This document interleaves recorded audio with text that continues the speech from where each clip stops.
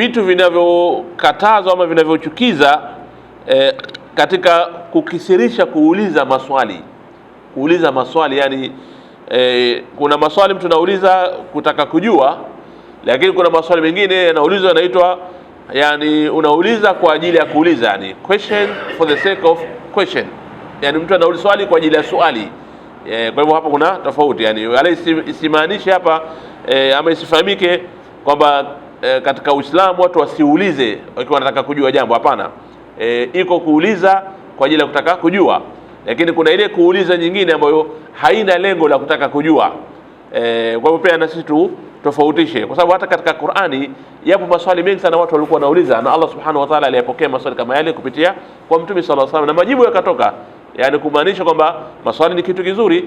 Aya ngapi ambazo Allah subhanahu wa ta'ala anatuelezea maswali ya watu mbalimbali, yasalunaka 'anil khamri wal maisir, yasalunaka 'anil ahilla, yasalunaka 'anil mahid, yani watu wanauliza maswali na majibu yanakuja, yasalunaka 'anir ruh. Kila swali linaloulizwa majibu yanakuja, kumaanisha njia ya kuuliza ni njia mzuri, lakini ikiwa muulizaji anauliza kwa ajili ya kutaka kujua, kwa ajili ya kutaka ilmu. Hata sisi tumeelekezwa pia, fasalu ahla dhikri in kuntum la ta'lamuna, waulizeni wenye ilmu wanaojua ikiwa nyinyi hamjui katika jambo lolote. Kwa hivyo kuuliza ndio wanazoona nasema husnu sual nisful ilmi, yani uulizaji mzuri ni nusu ya ilmu. Ile kuuliza yenyewe tu ni nusu ya ilmu.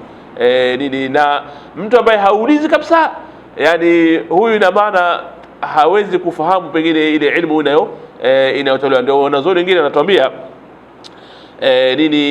asiyeuliza, yani au mtu ambaye hawezi kusoma vizuri ni mtu mwenye haya ambaye maana haulizi kabisa, au ni mtu ambaye ana kiburi pia. Huyu kwa kiburi chake pia anaona niulize nini hapa, atafanya nini, kwani huyu anajua nini huyu. Kwa hivyo mtu akiwa na sifa mbili kama hizi hawezi kusoma, hawezi akafahamu anapokuwa darasani au chuoni.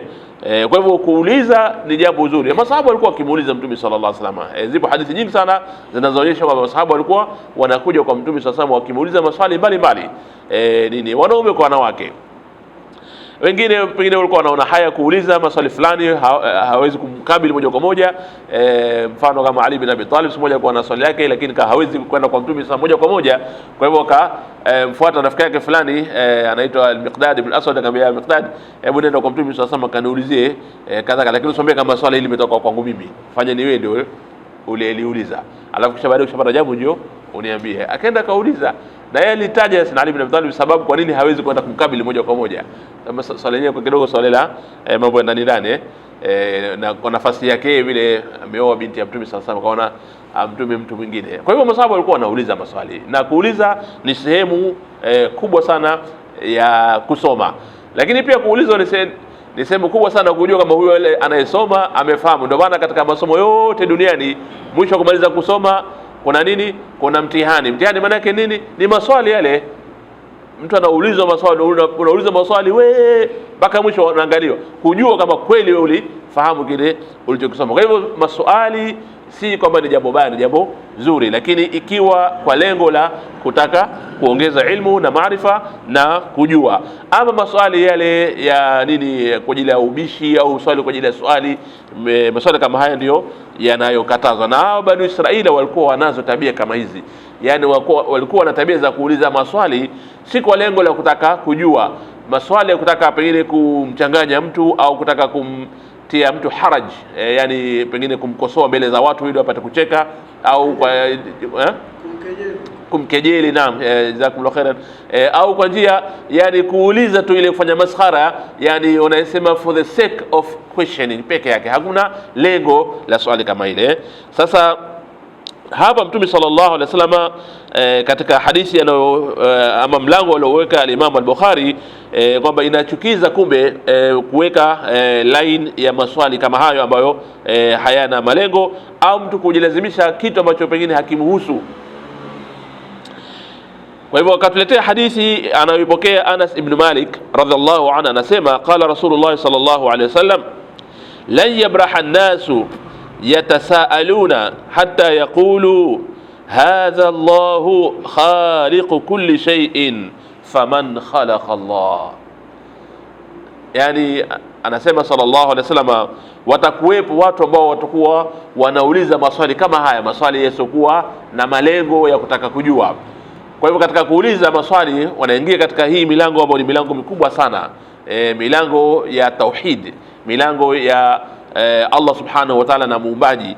Kwa hivyo watu watakuwa wanauliza, anasema hiki kitu nani kakiumba? Allah kakiumba. Yani miti nani kaumba? Allah kaumba. Binadamu nani? Allah kaumba. Basi wataambiwa kila kitu, wanauliza wao, wanauliza kila kitu kaumba Allah, ndio kila kitu kaumba Allah, kila kitu, mpaka bahari, mpaka bahari, mpaka maji, mpaka maji, mpaka misitu, mpaka misitu, mpaka wanyama, mpaka wanyama, mpaka mbingu, mpaka mbingu, mpaka malaika. Wanauliza, mwisho kisha anakwenda sasa, na huyo Allah aliyemuumba nani? Sasa mtu kama huyu utamjibu vipi? Utamjibu vipi? Na lau utamjibu wal billah, yani mathalan, yani yuko aliyemuumba Allah mathalan, wal billah, utasema ni fulani, maana yake nini? Atakwenda huyo fulani aliyemuumba nani? Kisha sasa msururu utakuwa unakwenda hauna mwisho. Sasa kuna watu wanakuwa wana tabia kama hizi.